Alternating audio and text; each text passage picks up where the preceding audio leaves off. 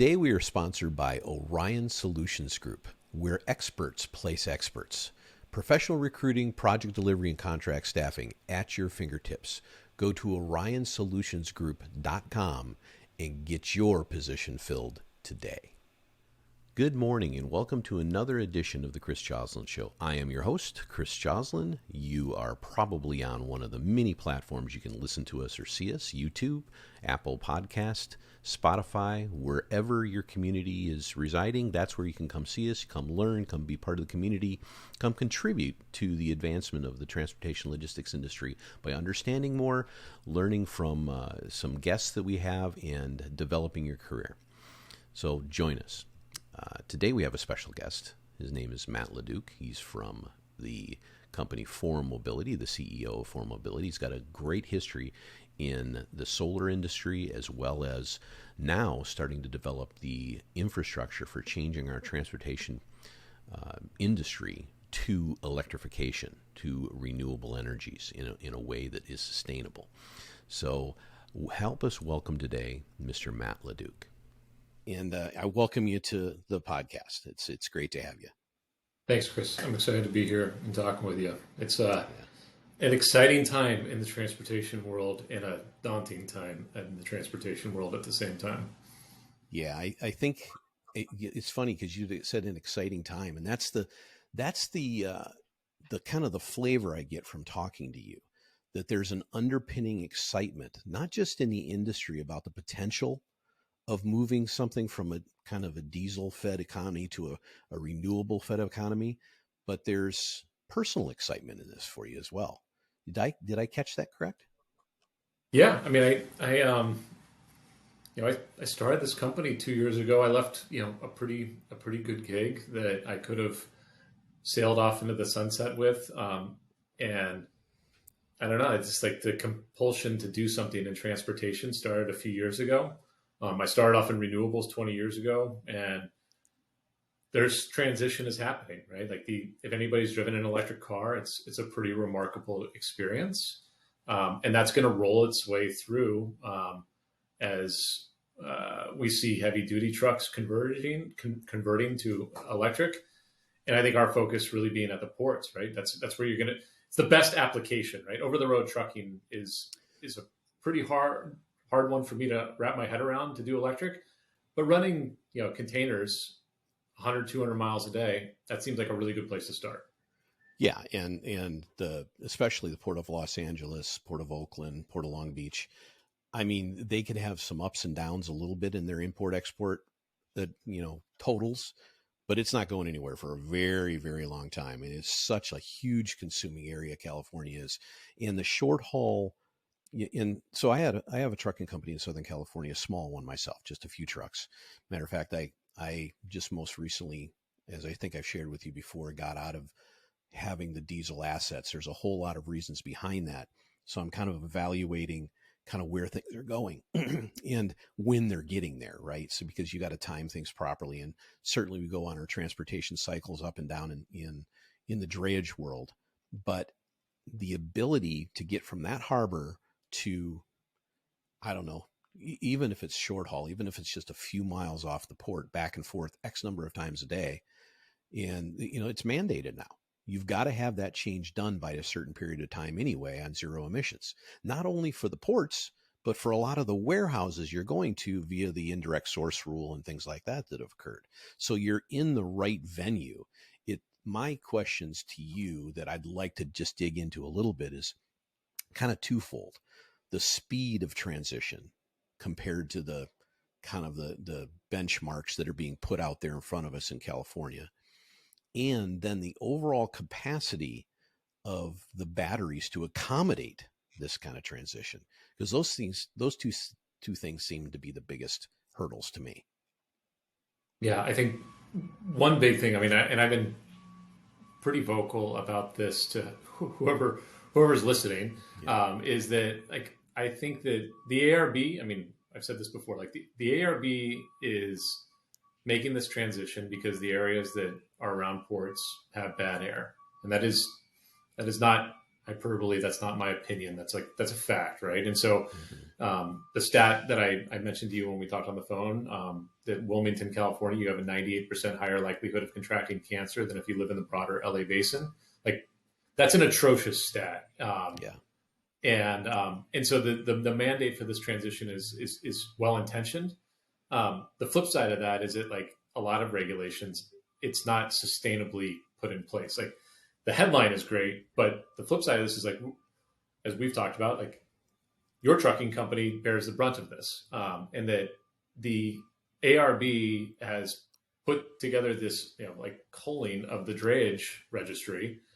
And the flip side of that, like, we need to be building dozens and dozens of chargers a day to keep up with what they're going to be knocking off the registry under advanced clean fleets. And so, like, there's got to be balance, right? You've got to allow truckers to stay making a living and doing their job while folks like Forum and other folks like Forum build the infrastructure. And you just can't knock off one side without allowing the other to catch up. And you got to give some grace in between, because that's sustainable, right? Like, sustainability Right. isn't just like renewables. That's like, it's economically sustainable as well. Yeah. This is kind of like, Field of Dreams to me, right? You got to build it and they will come. But the problem is you don't build one out in the middle of a cornfield in the middle of nowhere and have it happen. You got to have stations everywhere, because the Yeah. infrastructure for the last 70 years or whatever it's been with diesel fuel, you can go anywhere and get it done. So the argument Yeah. is pretty clear, but the pressure is squarely on the shoulders. I don't even think it's squarely on the shoulders of the manufacturers of these vehicles. I think it's squarely on the shoulders of you guys, trying to put these infrastructure pieces in place and get over the regulatory hurdles that are usually in place with, I would assume, the land necessary for this to happen. Because hooking into the Yeah. utilities is not going to be, I don't know how long that's a part of the puzzle, but I would assume that you have to have some kind of land, not just for your space, for your charged megawatt, hopefully chargers in place, but you actually have to do some generation of energy. Is that correct? There's a little bit of that. I mean, by the way, I'll answer the second question from before earlier. Is that the battery sizes of these, like, you're talking about 500, 550, 450 kilowatt hours. And so, if you are a drayage trucker, you're going to get really familiar with what kilowatt hours and kilowatts Right. are, like, in the next few years. Like, and by the way, I'll make it really easy on the kilowatt hour. Like, if you run a 1,000 watt hair dryer for an hour, that's a kilowatt hour. That's how, like, it is Well, power as you over can see, I time. haven't run a hair dryer in a very long time. So. uh, but it's a lot of and so, but 550 kilowatt hours in a Volvo VNR, one of the new trucks that they're putting on the road, should give you about 2.1 kilowatt hours per mile. And we've seen from some data and some trucks, we're going to be putting one of those on the road here very shortly ourselves. Like, it's about right. And so, you're getting 200 to 220 miles a day out of the big truck. You are 8,000 pounds over on your chassis, which is another issue with this, is that, you are going to be having some weight issues with them. But there are plenty of trucks out there that you can make, like, the Oakland to Tracy run 4 times with minimal, maybe a 10 or 15 minute opportunity charge in the middle of the day maximum, or even no opportunity charge. And so there's some, like, it's not bad. That's a real interesting point you bring up about the weight, the overall lading in the equipment and the chassis and everything else that you put together, in the bridge laws in California. And who knows? Maybe you're spending some time in Sacramento these days. There's probably a secondary issue to talk to them about the changes in those bridge laws to accommodate this kind of conversion, because there's a downstream effect on a lot of this stuff. There's nothing like having the tailwinds of regulation and governmental subsidies and things come into play, mandates, et cetera, to come into place and say, okay, this is what we must do. And there's a general agreement that we have to move in a certain direction. There's inevitability about it, quite frankly. But it's another thing entirely to look at all the downstream effects that those kind of regulations, those tailwinds create, that still have challenges that need to be overcome. And by the way, congratulations! I hear you got the first few of your trucks coming online as well, right? Yeah, we're going through all the fun, exciting things. We have our first 6 chargers being in the ground. We have our first 3 trucks showing up, and Wow. we're getting everything to talk to software and everything to talk to our great customer at Height Logistics in Long Beach, Mm-hmm. and all the fun things with your very first project. Yeah. As you can imagine, it's perfect. It's a great pilot project. But like your point about weight in Sacramento, I mean, like that's if you're going to be in this business, like we are, I mean, a lot of time is going to have to be in Sacramento on both topics that you brought up. Like the weight is something that we have brought up with the transportation committee, and just saying, like, look, there are a lot of tailwinds for this industry. There's a lot of headwinds for the truckers. Like having to sort out which containers are going to wait out on a heavy duty frame is going to make this even harder on the logistics providers, and that we need to think about bringing that up to that federal limit at 88,000 pounds, and maybe doing that for zero emission trucks, just to take one barrier out of the way that is going to comes up all the time with our customers. And so we Yeah. are spending some time on that. It's funny you mentioned that 88,000 pounds, because that's been an ongoing conversation, a debate for years, not on as far as the conversion to electrification, but in the overall deficit of drivers there are in the industry. Because if you allow a certain kind of change in the overall weight, you create better efficiency. Now, you also create Yeah. some problems with the roads, right? And supposedly we have a lot of infrastructure dollars going into new bridges and better roads and things like that. So as you said at the very beginning, this is all about balance and trying to figure it out. And but I got to ask you. I mean, I, I I remember when I first read your name and looked at the company name, and I believe that Forum Mobility, it was birthed out of the Forum Energy Partners. I think that's where it comes Correct. from. But so uh, it's an interesting name. It's not Lightning this like my company Lightning Express or anything. It's kind of a it kind of alludes to a broader umbrella kind of direction to me. And mobility is that thing. Yeah, I mean, Forum is. I mean, I wish there was a really good story about it, but it's I was really hoping. there's 4 of us. It is a forum. We like to bring things together and bring people together.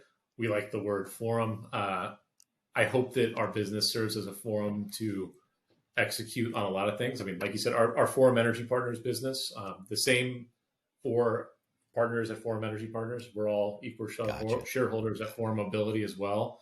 That business, we oversee thousands and thousands of megawatts of very, we're projects in Canada. We build projects in Idaho. We build a lot of renewable. We do pump hydro in Oregon for European infrastructure funds. So we have that forum brings together a lot of different renewable projects. We also have this business at Forum Mobility, which I spend all of my time and effort on these days. And it's really, we like the word forum. We're also naturally not the greatest marketers. And so we had a really good logo at Forum Energy Partners, and that we just we changed it from blue to Kelly green. And there you go. Now you have the Forum Mobility logo as well. So Well, I kind of like that. I kind of made it like easy that for us. arrow and it's. I think it's a good thing. I think being different is a good Thanks. thing. It also strikes me that there's probably, and you don't have to share this, but anytime I see something that has multiple company names with kind of an overall moniker at the top, Forum, right, tells me that they've got long-term plans. Forum Energy, Forum Mobility, Forum X, Forum Y, Forum Z, kind of thing. And I think once you get into, I mean, the economy is changing. I'm old enough to see a lot of changes out there. I'm a little bit older than you, I'm pretty sure, but it's there's no doubting these things are coming at us full steam. But it's hard to know what additional industry changes or what additional types of businesses are going to be birthed out of these transitions. And there's going to be a lot of them. There's going to have to be a lot of them. Now, believe me, you could spend the rest of your career doing nothing but Forum Mobility, and that will be great because you're at I mean, it's like you're at Model T time, right? You're with Henry Ford trying to develop how to make a Model T less expensive for somebody that's trying to get rid of their horses out there. That's what it feels like these days. Maybe I'm over exaggerating that a little bit, No, but that's the way it feels. I think we're pretty ambitious.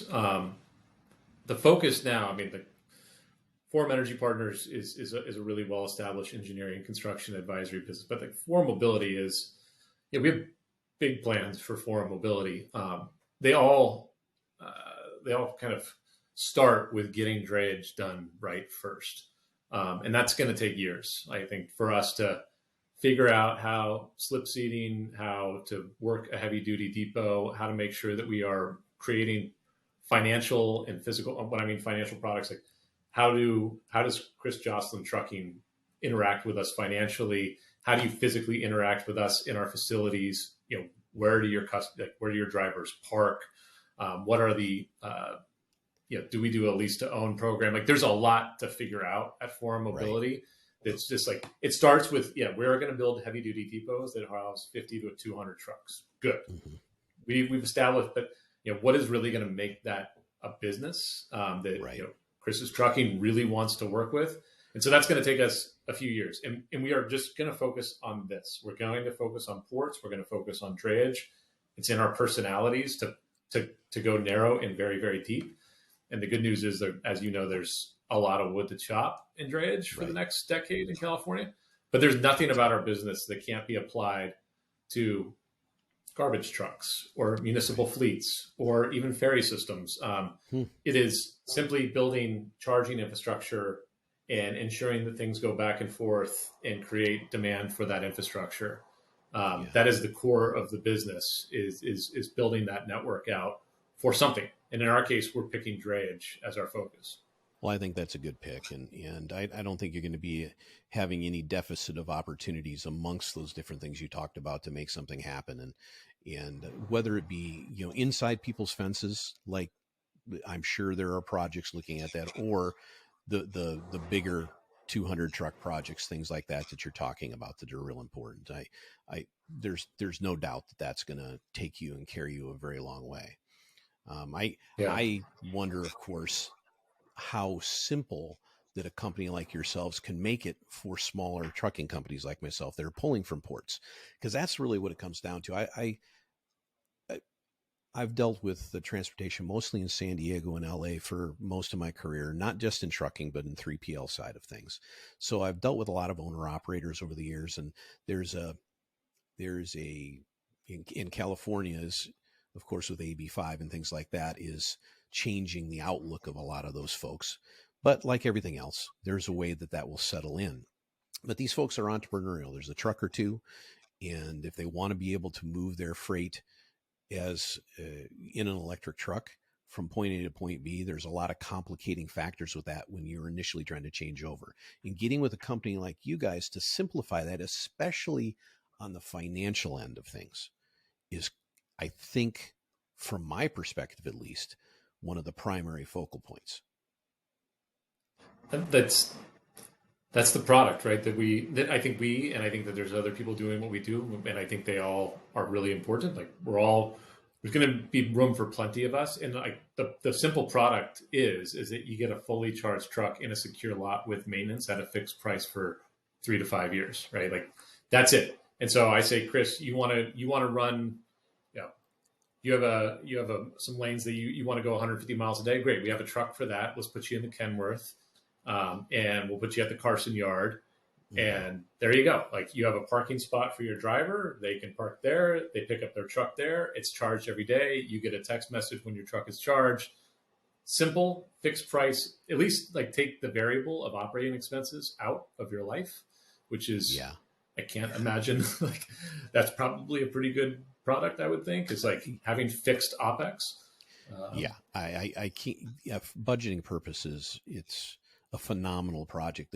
The challenge I see for folks like you, from just my outside perspective on this, is you're reducing the complication for me, but you're increasing it tremendously for yourself. And that's a good thing for me, but it's a lot of challenges for you. to get that product But just right. yeah, it's exactly. I mean, it's exactly what we want. I mean, structuring infrastructure projects is what I've done for decades. I've done billions of dollars worth of projects, and building a power plant is not too dissimilar in that you have to get a lot of permits, you have to get utility, you have to get hedges, you have to get debt, you have to get tax investors, you have to get the right products with the right warranties and the right guarantees and the right maintenance plans, and you have to put that all together and deliver a solution. That's where we can create a lot of value for us and our shareholders as a business. Is like, be good infrastructure people. That's what we're here to do, and it's really, really complicated. And I think that's actually why we're well suited to provide the solution. Is it is complicated, but we've done this. Is we don't have a lot of other skills as people besides building infrastructure projects and making. If you have engineering background, then that is perfectly suited for you. And if I remember correctly, you come from the solar side of things primarily. Of course, other than wanting to be a professional pitcher, I heard at one time or another from. Right. So, who told you that? You did on something I listened to. No matter. Okay. Oh yeah. Maybe you didn't say I wanted to be professional, but you were a pitcher at one time for what University of Hawaii, I think. Right? Was it Hawaii? I was a very, very mediocre Division I pitcher. Well, were you left-handed or right-handed? I was, and the reason that I actually was a Division I pitcher is that I was and still am left-handed in my. You could have gone all the way. You could have gone all the way. Jeff Coleman, who runs construction for Forum Energy Partners, who was my roommate at University of Hawaii, he was the real deal. He pitched in the A's organization for years, and he was a legitimately talented pitcher. I was the first guy out of the bullpen who could get lefties out. That's funny. But that's awesome. Yeah, I did start when I got out of college. I had always worked in the trades. Just summer jobs, pipelines, filling up trucks at the gravel yard, pouring concrete. My dad was in the trades. My brother's in the trades, and I got a job actually installing solar panels. That was the job I got out of college, and so that was my start in the renewables. I ended up I got an engineering license in California. But a general A construction engineering license. So my partners, no, they're the real deal. They're Stanford engineers and RIT engineers. They're real engineers, but we all come from a technical background. I would say like an execution centric background. Well, it's funny because a lot of people can put stuff on paper. A lot of people can get the diagrams going, get the CAD drawings going, and brainstorm on, whiteboards or whatever the case may be. They can put it all together, but execution is the name of the game. And, we're at a point in time in the transportation industry where execution is it. I would imagine the timelines for the most part, 2035 is kind of a deadline for a lot of people. And that, it feels like a long way off. It'll be there tomorrow. We'll be there tomorrow. And so I would imagine you guys have kind of a timeline set up to create some things. And I assume 2023 is going to be a big year, not for just initial exposure, but to get at least a couple of 3 primary places that you can ping pong back and forth in between. Is that kind of the philosophy? Yeah, it's 23 and 24 are going to be critical years for us to execute. And I hope that from what is the secret sauce of Forum? I hope execution is what ends up being. It has always been our secret sauce. There's no algorithm over here. There's just, we are good at building things and doing them well and doing them right, and hopefully doing them quickly too. Because we've got to get 500 or 600 trucks worth of facilities built and under construction in the next 18 months. That represents many, many tens of millions of dollars of capital. And it's enough for us to develop some solid footing on how we need to operate these, but we don't get so far ahead. We'd love to have thousands and thousands of trucks worth of facilities in the ground as 24 rolls around. But the reality is, from a small business, we've got to build 500 or 600 trucks. We've got to get our feet underneath us. We've got to get it done right. We've got to get the software talking to the hardware, and we've got to do the transaction for the customer right. so that we can blow this thing out of the water come 25 and on, and build thousands and thousands of trucks worth of infrastructure, not just California, but I got to imagine other states are going to follow suit as they always do here. Now, do you feel like the lion's share of the first 2 or 3 years of these trucks are going to be kind of in the TAS kind of service that you're talking about, where you guys are creating this financial package for people? Or do you think it's going to be a good, solid, balanced combo between people that are privately owning these kind of trucks and ones that you guys are doing some sort of lease to own or some kind of agreement with Yeah. truckers like myself? I think it's going to be the transportation as a service. But if I've figured out one, like we have no, I mean, whatever we say today, we are unequivocally wrong about. That's always been the case, especially in the renewables business. I mean, it's just things are going to evolve and change. I mean, I'm shocked. Like one of our first customers is a large BCO, like, and they've purchased a lot of trucks. I would not have seen a BCO getting into the ownership world. I also think that there's truly an appetite for ownership amongst a lot of the trucking companies out there. I think that's in the DNA. And so while I want to sit here and say, like, I'll take this off of your balance sheet, we've met a lot of people like say, like, that's great. I don't want it. I want to own my trucks. And I think that's, and so, yeah, they want the, yeah. Like, and I think that, and so we're seeing, I mean, we're seeing a good mix of people who want the truck and the charging as a service, and people who just want to use charging as a service. And like, candidly, we're pretty indifferent to both. We want a solution for both. And I think that owning a truck is probably a lot of the core of a lot of the way these businesses work. And we want to help enable that too, and work with dealerships to partner with us so that we can offer a total solution through tech or through, Rush or somebody like that. Well, I think that transportation as a service is something that kind of the small guys, like I was talking about earlier, are going to be very, very interested in, just for the simplicity sake of it. Because you can look at your current clientele basis and say, okay, this is my M&R, this is my payment per month, this is my fuel cost per month, all rolled into one. Now I have, I've got some other extraneous stuff, and of course to pay the drivers, but that's kind of the basis of everything I do. And now I know how to price things. Makes it real simple. But on the other side, the BCOs, it's interesting to me because I have a history in the industry. I've got a number of people that I've been in touch with, even though I'm doing other things now, that are all talking about taking at least a small percentage of their West Coast fleets in converting, somehow or another converting. Well, they've got to do one of two things. They've either got to put something behind the fence to keep those things charged, or get with one of your larger facilities or one of your competitors' larger facilities to do the very thing you're talking about. And that's just, I think, the way it's going to have to go. There's a marketing aspect of that as well, because they all want to be part of the answer and not part of the problem, right? Well, then this is like the difference between now, this year, and 20 years ago when I started in the renewables business. Like Scope 3 ESG, like what Walmart and Target and Amazon and Nike, and I mean, these folks are going out there and they're telling their investors, I will reduce my emissions.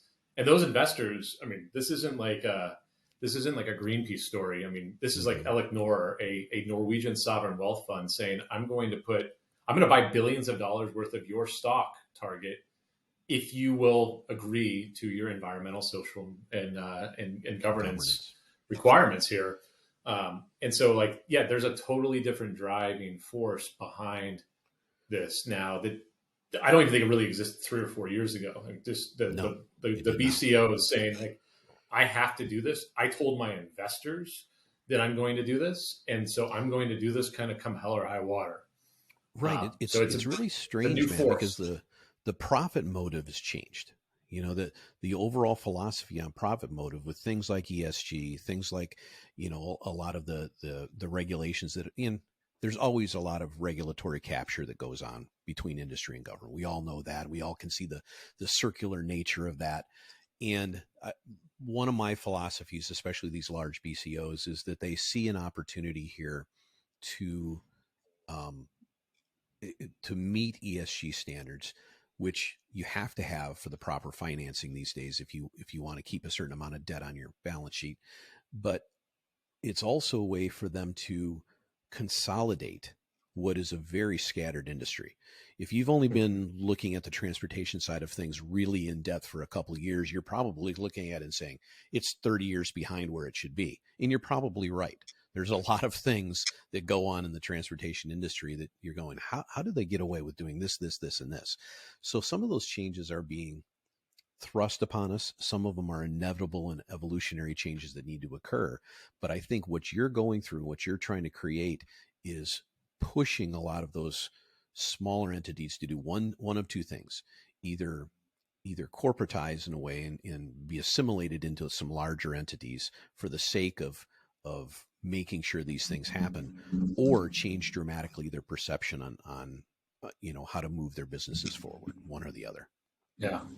Yeah. And like part of our business, I mean, equal to like the push that we have to do in Sacramento, to make sure that, all the things that we need low carbon fuel standard to be higher. We need HVIP to be accessible to small fleets in a much easier way than it is now. Like, we also need to spend a lot of time on those BCOs as a company. And it's something that we're focused on. Is not only do we need to get the small fleets into zero emission trucks, we have to help them get their business going. Like we have to tell the Nikes and Walmarts and Amazons of the world that, there's this out there and you should be directing traffic to, Height Logistics, for example, our customer in Long Beach, and Rudy Diaz. Like, we will do everything in our power within our network to continue to remind every cargo owner that we come in contact with that we have a customer who is transitioning their fleet from combustion to zero emission. And if you want to take a big swing at your scope 3 goals, like, here's Rudy. And so I think there's a big part that we have to play in bringing the business to our customers too in these early years, because to your point, like, there's no shortage of uncertainty. If I'm a small fleet getting into an electric truck, yeah, it's kind of exciting, but A, does it work? B, do the BCOs care? Like, C, am I going to make money? Like, there's a lot of justifiable doubt, and like we gotta kind of help figure it out. Well, I'll give you a real world example, and a lot of what I do right now was not necessarily from the ports. It's from the rail terminals with terminations at the port, 40-foot, TEUs, all those kinds of things that would come off like raw materials coming back to the coast for either export or for usage in manufacturing somewhere around the area. And, that's great. We do that, but it's also in the intermodal world that the people that are paying for my services, my drayage services, they're not looking for the low cost provider, but they're certainly not looking to pay a higher dividend or a higher amount for something just because it's an EV. Now the BCOs is a different fact, but the guys that go on that put their freight on the railroads are doing that because it's a lower cost solution than running it over the road from somewhere back east to out here. So I look at it and I go, okay, I love the idea. I love what this is doing. I love the budgetary aspect of what you're talking about is transportation as a service. What I don't love is that I'm not necessarily going to be cost competitive with these diesel guys. At least it doesn't feel like it at this point. I might be wrong at that. I think maybe, I mean, I agree with you, and take it from somebody who ran a group called a distributed generation for a company called NextEra for a decade, and that's where you put renewables on a facility, really simply. And we did a couple $2 billion. And like, the reason I use these numbers is not like I can tell you that there was not a single deal done for the sake of greenwashing or green marketing. Everything that we did was economic. Like, everybody wants to do renewables because it's a good thing. Like until recently, it's been a pretty bipartisan, like it's been a really good thing, like no matter which side you were on. But like, nobody does this because it feels good. Everybody does it because it hedges them and locks them in at a rate at parity or gives them an economic advantage. And that's our point to ARB, AQMD, the state, the governor, like you name it, is that this transition is not going to happen because people feel good. This transition is going to happen because we are putting money in the pockets of the people who make the transition. And so low carbon fuel standard is a big deal. HVIP is a big deal. The utilities programs like FLEET and Make Right, like those are all big deal. And there's 28 different incentive programs, I think, in California. It's like one of our interns put together. And that's all got to come together. And we have to be able to put, your company in a truck that puts money in your pocket day one, or else, again, it is not sustainable. Like sustainability is two sides, right? It is environmental and it is economic. And if it's not both of those, it's not sustainable. Well, I've had numerous conversations with a number of clients of mine specific to this idea, and what I've told them over and over is that I would like to try to make something like this happen in the very near future, 2023. But I need to make sure that I'm getting a guaranteed number of, an agreement for 3 years, 4 years, 5 years. It doesn't have to be a large number, just something to get the movement going. Because the last thing any of us need is to have a situation like this, and then the business goes away and you're stuck with assets that you're not able to sell at the rate that keeps you above water. And you're absolutely right. All these subsidies are vitally important. I know 15 years ago, when I put solar on my roof for the first time, I did the analysis. I sat down with a spreadsheet and I just said, okay, I'm paying this right now. Got too many refrigerators in the house, but assuming I'm going to have too many refrigerators in the house, what am I getting this thing down to zero, and what's my return on the investment? And the subsidy at the time from the feds in the state of California made that work for me perfectly. Now the electricity is a little bit more expensive, so that doesn't work quite as well as it did then, and spreadsheets change. But having said that, I think what you guys are doing directionally is wonderful for the industry. I don't know how many competitors you have out there or how many people are jumping into this thing. I'm sure there's all kinds of money flying around for different projects, but it's really, really good to see that yours is getting off the ground right now.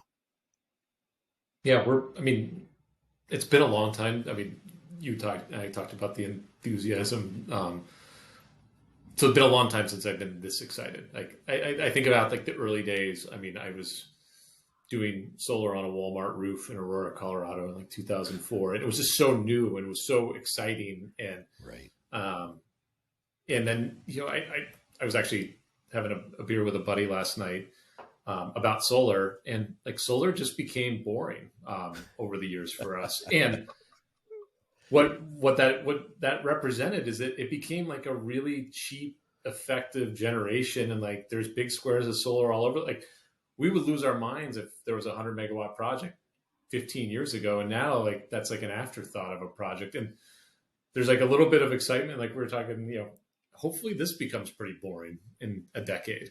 Hopefully the whole concept of Chris Joslyn trucking signing up and going to a Forum Depot to grab a brand new Volvo truck or Ford truck or whoever the hell's making the trucks in 10 years. There's probably a Google truck, I don't know, and driving it around is like, it's just the way things are, and it's just like kind of a mundane part of the ecosystem. But today, it's crazy, right? We're talking about like cutting edge, man. It's cutting edge.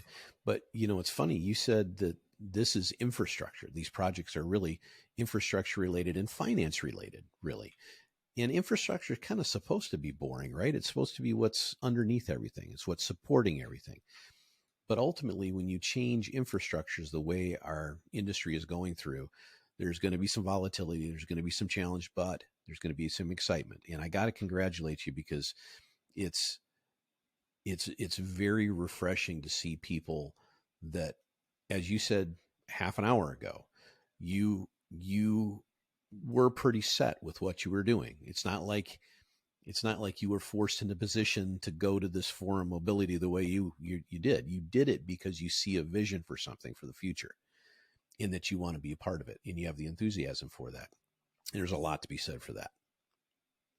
Well, it's exciting. Like, and there's an inevitability to it too. So it's like, if we can keep the ship going the right way, get good sites, develop them well, execute, this is going to be a successful enterprise, so long as our customers agree with that, right? Like, as long as we're providing the service that we should be. I think there's also a lot more, like I didn't answer at the very beginning of the show when you asked about the utility. Like, there's a lot of other entities that stakeholders here who've got to get their ducks in a row as much as we do. Like SCE, LEDWP, PG&E, like that is your point, like our distribution system is not is not overbuilt. It is built to the right size. Like, and the amount of power that's going to need to be put on to this system is astronomical. I mean, we're lucky we have Edison International as one of our investors, and we are able to communicate to the parent company of SCE on a regular basis. Like that corridor from the San Pedro Port Complex to the IE, like somehow, some way, it's going to need to be proactively upgraded. And the cities along that corridor are going to have to be proactive about permitting. Like to all the points that you brought up at the beginning is like, we can have the best intentions in the world, but if there isn't power or permits for us to be had in the next 5 years, like it's all for naught. Like there's other things that have to happen here. Hey, half the battle of cutting red tape is having stakeholders that are part of that process and that know how to build out that portion of the infrastructure you need to make it happen. And ultimately, the last thing any of us want is for Gavin Newsom to say, "Hey, more brownouts on the way," right? I mean, that's kind of a natural thing in California as it is, so we shouldn't be so surprised at that. But as I said at the beginning of this, there's going to be some volatility. It's just the way it is, and we're going to have to learn to live with that to change to this renewable economy the way you've described. Yeah, it is indeed. Like there's going to be a lot of fascinating things that have to happen. I mean, and like I said, like the utilities in our cities and counties, like I'm sure you've pulled permits in your life, and it is, we're not going to keep up. We're not going to keep up with what the ARB is mandating in terms of the attrition from the registry versus what the utilities in those cities and counties are like. They're going to have to get on board in conjunction with the ARB to allow for infrastructure to go up as fast as it needs to go. And we're going to do it. I mean, we're going to build a lot and we're going to push it better than anybody else out there. But everybody needs to understand that this is pretty critical stuff. And that, like, to the point we were talking about before, is that, I think one of the big things that is a mission of mine and ours as a company is like, the little fleet is the one that gets hurt the hardest in this transition. And who has the oldest and dirtiest trucks out there? It tends to be, when we did a Freedom of Information request and we went down that registry and saw who had 2009 model engines and older, it tends to be the least capitalized. You don't have the big fleets, and that's not okay, right? Like we've got to create like a good sustainable balance on this transition.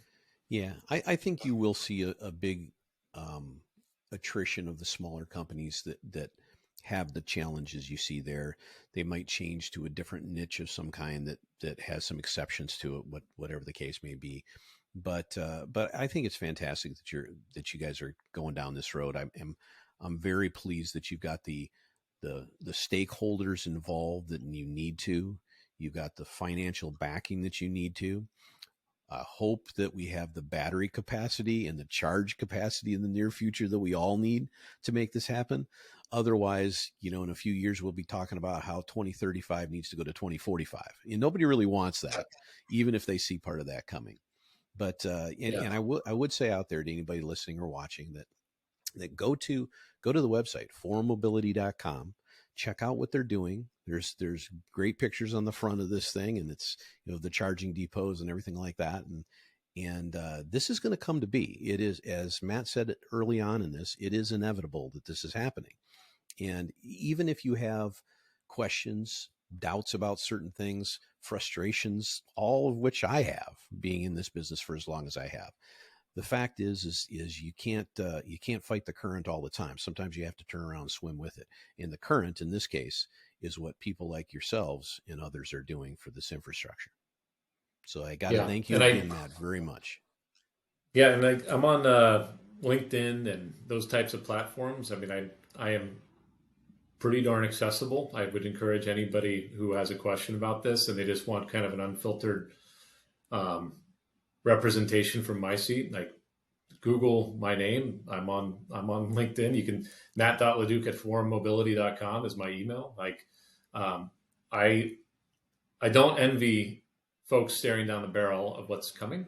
And I think that we have some unique perspective and information, and I'm happy to share with whatever use we have in that, because it's inevitable, but it's also pretty daunting what's coming to California and trucking. Yeah, it's going to be a tumultuous few years. Yeah. Well, thank you again, Matt, for taking a few minutes to jump on board and have a conversation with me. I know we went off in a ton of different directions. It wasn't really well directionalized, but I do appreciate your time, and hey, best of luck with all this. And I'm looking forward to seeing this happen, both from the outside and maybe even from the inside in a way. And we'd love to work with you, and yeah, we'd love to. Next time I'm down south, why don't you come by and check out our facility in Long Beach that we're building right now? It'll be done in a couple days. I was